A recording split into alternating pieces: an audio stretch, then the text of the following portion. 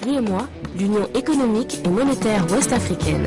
L'UEMOA, 8 pays, un destin commun, un espace économique harmonisé, ouvert et concurrentiel. L'UEMOA, votre guide au cœur de l'Afrique, des grands événements et des grandes mutations sur Africable.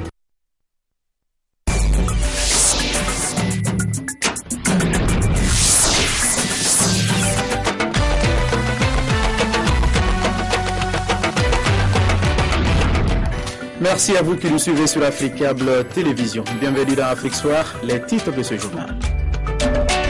Laurent Fabius, ministre français des Affaires étrangères, est à Bamako depuis hier soir. La tenue des élections générales était au cœur d'un point de presse conjoint qu'il a animé avec son homologue malien Tchéman Hubert Koulibaly. Accord de financement partiel ce vendredi entre la Banque ouest-africaine de développement et le groupe Azalaï pour la construction d'un complexe hôtelier 4 étoiles à Abidjan. La fin des travaux est prévue dans 24 mois. Mesdames et messieurs, bonsoir. Merci de nous accueillir chez vous. Arrivé hier soir en provenance du Maroc, Laurent Fabius est à Bamako. Le ministre français des Affaires étrangères et son homologue du Mali, Tchéman Hubert Koulibaly, ont animé cet après-midi un point de presse conjoint. La tenue au mois de juillet des élections générales était au cœur de la conférence. Reportage Abdoulaye Koné et Cheikh Tidiane Koulibaly. Après le succès militaire et la stabilisation d'une grande partie du pays grâce à l'opération Serval et l'appui de la MISMA, le patron du Quai d'Orsay est à Bamako pour se rendre compte de l'application effective de la feuille de route du gouvernement et de la tenue prochaine des élections présidentielles en juillet. J'ai été frappé par les progrès très importants qui ont été accomplis depuis février de cette année, dans cette journée qui a mobilisé la mémoire de chacune et de chacun de nous, où avec le président Hollande, nous avons parcouru à la fois Tombouctou et Bamako pour un accueil que personne n'oubliera. Tous mes interlocuteurs, je dis bien tous sans exception, soutiennent ce qui est d'ailleurs la feuille de route adoptée à l'unanimité par l'Assemblée nationale, que les élections doivent avoir lieu en juillet. Je n'ai entendu personne, y compris parmi les grands partis politiques, proposer quelque chose de différent. Et nous, la France, même si nous n'avons pas, bien sûr, à nous ingérer dans les décisions maliennes, c'est important pour nous, membres de la communauté internationale, que les élections aient lieu à leur date. S'agissant des élections législatives, les opinions sont plus diverses, mais je crois qu'il y a un souhait général qu'elles aient lieu le plus vite possible. Certains disent en même temps ou dans la foulée. Évidemment, les questions techniques sont un peu plus complexes parce que c'est un peu plus compliqué quand il y a beaucoup de circonscriptions que quand il y a une seule circonscription. Mais là aussi, il y a la volonté de faire de bonnes élections et de les réaliser rapidement. Aujourd'hui, encore, nous sommes en train de travailler ensemble pour que la prochaine résolution qui va instituer cette force de stabilisation, cette nouvelle mission des Nations Unies, toujours sous chapitre 7, sous casque bleu, puisse être déployée le plus rapidement possible, dans l'objectif de faciliter le retour de l'administration, dans l'objectif de faciliter le retour des réfugiés dans les régions nord du Mali.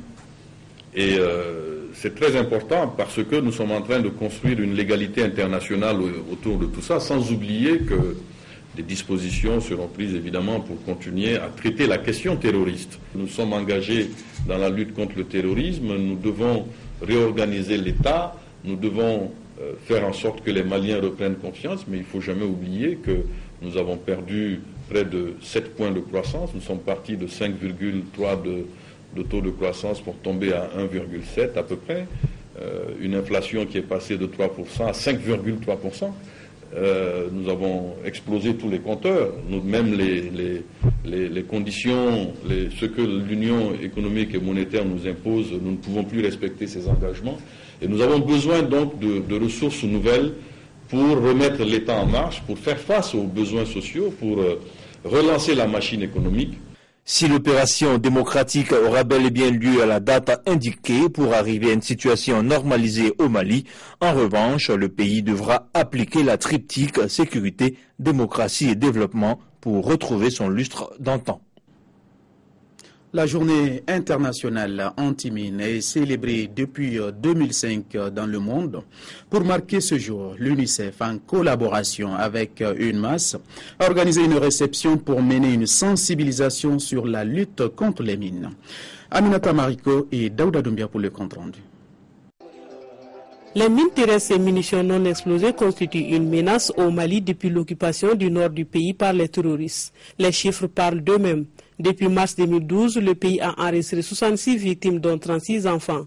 À l'occasion donc de la commémoration de cette journée, l'UNICEF, en partenariat avec l'UNMAS, sensibilise les populations.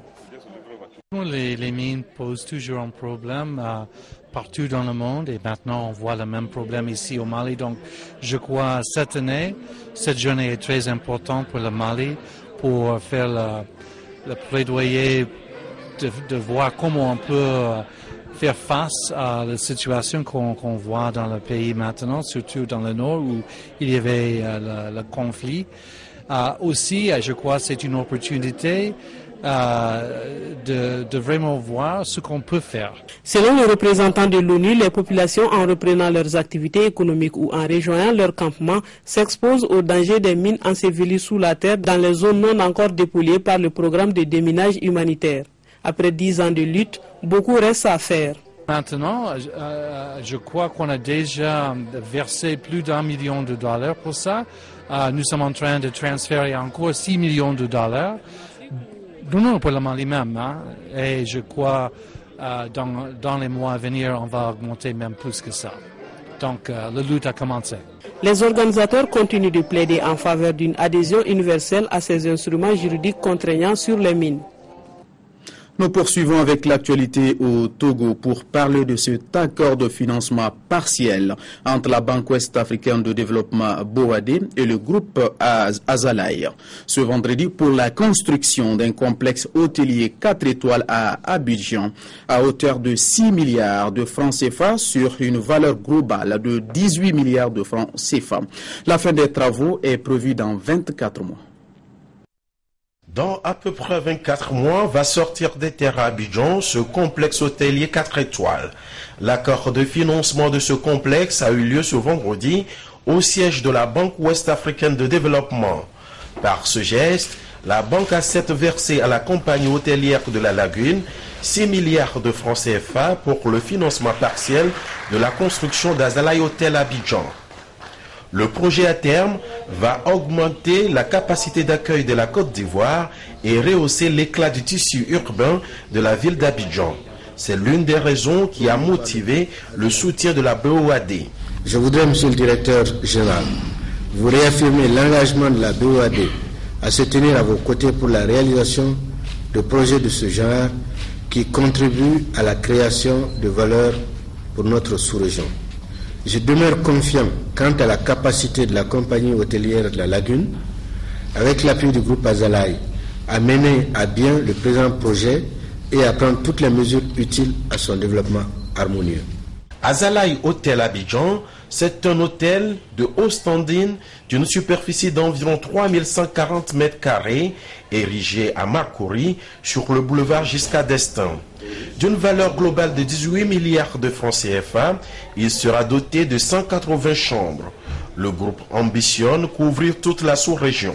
Notre ambition, comme je l'ai rappelé tantôt, c'est d'être présent dans les 8 pays de l'UEMOA, puisque nous nous considérons comme la chaîne hôtelière de l'UEMOA. Les travaux ont déjà démarré, il y a un mois déjà. Les entreprises ont été sélectionnées. Donc ces entreprises ont déjà démarré les travaux et nous aurons 24 mois de travaux. Donc dans un peu moins de 24 mois, nous allons ouvrir à Abidjan. Et j'espère qu'avant ça, nous allons démarrer la construction de l'hôtel à Lomé. À l'origine, Société malienne de promotion hôtelière, une société anonyme de droit malien créée en 1994, le groupe Azalaï Hotel est déjà présent en Guinée-Bissau, au Mali, au Burkina Faso. Il vient ainsi de déposer ses valises en Côte d'Ivoire. C'était le compte-rendu de notre correspondant au Togo, Saturnin Sassou. Nous poursuivons avec l'actualité. L'ambassadeur du Sénégal au Mali a organisé hier jeudi une réception à son domicile pour commémorer le 53e anniversaire de l'indépendance de son pays. La coopération entre le Mali et le Sénégal ainsi que le dossier du Nord ont été abordés au cours de cette cérémonie qui a regroupé plusieurs membres du gouvernement malien. Aminata Mariko et Daouda Doumbia y étaient. Le Sénégal indépendant à 53 ans. Cette commémoration était l'occasion propice pour les diplomates d'aborder les 53 années de raffermissement des relations séculaires d'amitié, de fraternité et de bon voisinage entre le Mali et le Sénégal.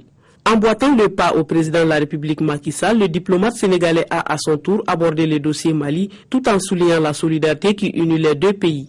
Il me plaît, en outre, de rappeler les actes forts posés par l'État du Sénégal pour marquer la disponibilité des autorités sénégalaises à accompagner le gouvernement malien dans la mise en œuvre de la feuille de route de la transition pour une sortie de crise. À cet égard, il est utile de rappeler la contribution du Sénégal d'un montant de 2 millions de dollars à l'occasion de la réunion des pays donateurs du Mali tenue à Addis Abeba en Éthiopie le 29 janvier 2013 en appui à la MISMA. Au moment où le pays sacrifiait à cette commémoration, le bataillon sénégalais de la MISMA présent au Mali se trouve aujourd'hui à Gao aux côtés des forces armées maliennes et de ses alliés. Un geste fortement salué par Bamako. Dire merci au président de la République du Sénégal, à son gouvernement et à son peuple tout entier pour la solidarité qui s'est manifestée depuis quelques mois que notre pays, le Mali, fait face à une difficulté majeure de son histoire, difficulté qui, au-delà de créer l'angoisse et la tourmente au Mali, la crée aussi, sans aucun doute, au Sénégal. Avant de passer à la dégustation du gâteau d'anniversaire, Sénégalais et Maliens ont réaffirmé leur volonté de coordonner et d'intensifier leurs efforts dans la lutte commune contre la criminalité transnationale organisée qui menace la paix et la stabilité dans l'espace sahélo-saharien. Vivement le 54e anniversaire. Le Grand Théâtre National du Sénégal a abrité la nuit des musiques pastorales et lyriques. L'initiateur de l'événement, Issam Baye Diarisso, a réuni artistes belges et sénégalais des musiques traditionnelles pour une soirée dédiée aux femmes. Un reportage de nos correspondants permanents au Sénégal, Mamadou Dieye et Antoumar. Nous sommes ici dans ce qu'on peut appeler le dialogue des cultures. Le mélange des sonorités traditionnelles d'ici et d'ailleurs ne laisse pas indifférent le public du Grand Théâtre. La nuit des musiques pastorales et lyriques a tenu toutes ses promesses, le temps d'une soirée pour revivre pleinement sa culture dans toute sa beauté. Très content et très fier de cette initiative parce que nous sommes africains avant tout, nous sommes sénégalais et qui connaît Bidéoubès c'est que c'est un groupe culturel, un groupe traditionnaliste, un groupe qui s'affirme traditionnellement. Donc c'est notre sacerdoce, c'est notre base, donc on est enraciné et puis ouvert. Et je pense que cette soirée répond à ce concept-là et nous sommes très fiers d'être là et très contents d'apporter notre touche, notre modeste touche.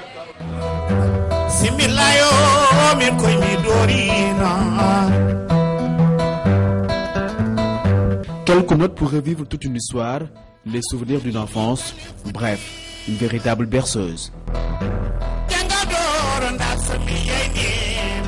L'initiative porte la signature de Issam Baye Diarisso. Je suis très content, c'est vraiment même de jouer avec Baaba Maal, c'est un grand plaisir. Un artiste qui même en Europe est très connu, très connu. La musique acoustique en Europe c'est très fort. Et d'être ici à Dakar, de jouer avec des grandes chanteuses, avec Baaba Maal, avec Issa Madjari, ça m'a fait un grand plaisir.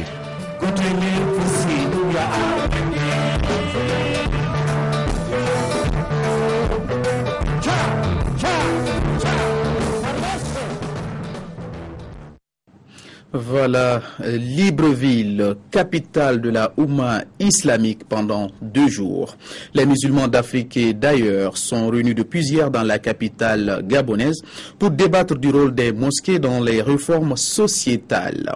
La conférence placée sous l'égide de la Ligue mondiale islamique en collaboration avec le Conseil supérieur des affaires islamiques du Gabon vise à mieux présenter l'islam à la face du monde. Un reportage de nos correspondants au Gabon. Ismaël Obianzé et Thierry Mensa.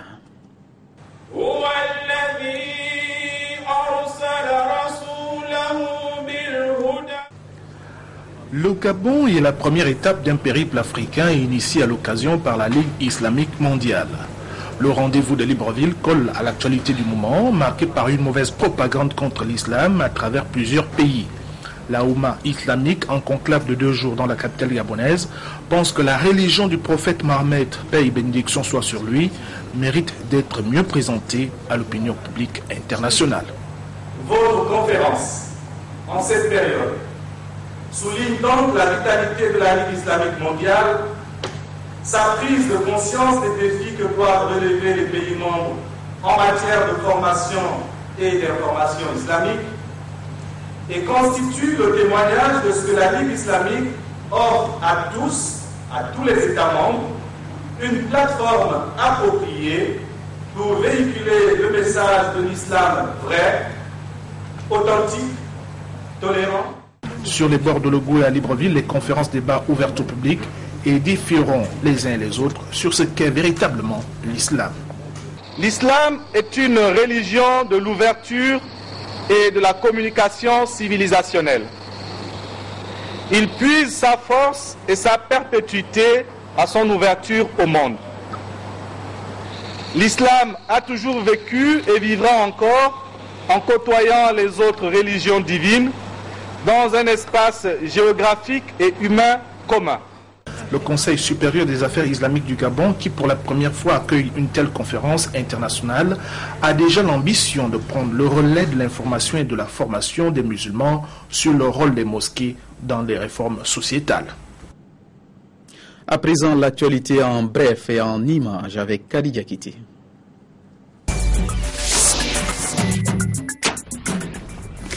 Alors qu'écoles et hôpitaux publics ont entamé une grève de 48 heures, plusieurs milliers de partisans de l'opposition ont manifesté aujourd'hui dans les rues de Lomé à l'occasion du premier anniversaire de la création du collectif Sauvons le Togo. Ils ont réclamé la libération de plusieurs opposants arrêtés dans l'affaire des incendies qui ont ravagé 2 marchés du pays en janvier. L'occasion également de faire le bilan et les perspectives de ce groupement de partis politiques et d'organisations de la société civile. Le procureur de la Cour pénale internationale a demandé qu'un nouveau procès soit organisé contre l'ancien chef de milice Mathieu Boundiolo, acquitté en décembre de crimes contre l'humanité et de crimes de guerre en République démocratique du Congo. Ancien dirigeant présumé du Front des nationalistes et intégrationnistes, Mathieu Boundiolo était accusé d'avoir voulu, en collaboration avec une autre milice, effacer totalement la population du village de Bongoro dans l'Uturi, un district de la province orientale. Le président du Nigeria, Goodluck Jonathan, a constitué ce jeudi un groupe d'experts pour étudier la possibilité d'amnistier des insurgés islamistes qui ont tué des centaines de personnes. Le groupe sera composé de membres du Conseil national de sécurité qui inclut le président, le vice-président ainsi que d'autres responsables de la sécurité. Le groupe extrémiste islamiste Boko Haram est responsable de la mort de près de 3000 personnes dans le nord et le centre du Nigeria depuis 2009. Parlons à présent de ce drame en Inde avant de refermer cette édition.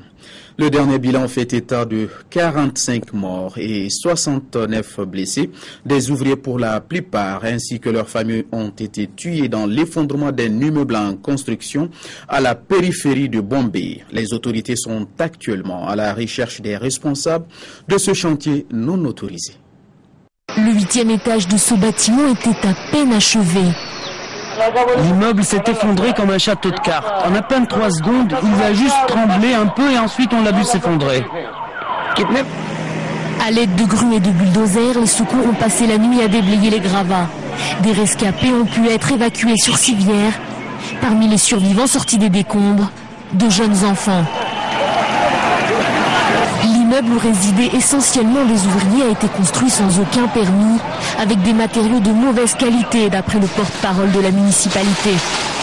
Nous avons enregistré une plainte contre le constructeur. Des mesures seront prises contre tous ceux qui seront désignés coupables. Face à la pénurie de logements bon marché, des bâtiments illicites comme celui-ci, il en pousse partout dans le pays. Construits à la hâte, sans respect des normes, ils attirent de nombreuses familles à faible revenu. En novembre 2010, l'effondrement d'un immeuble à New Delhi avait coûté la vie à 69 personnes. Voilà qui met fin à cette édition. Merci de l'avoir suivi et surtout merci de votre fidélité. Passez une excellente soirée en compagnie des programmes de la première chaîne panafricaine.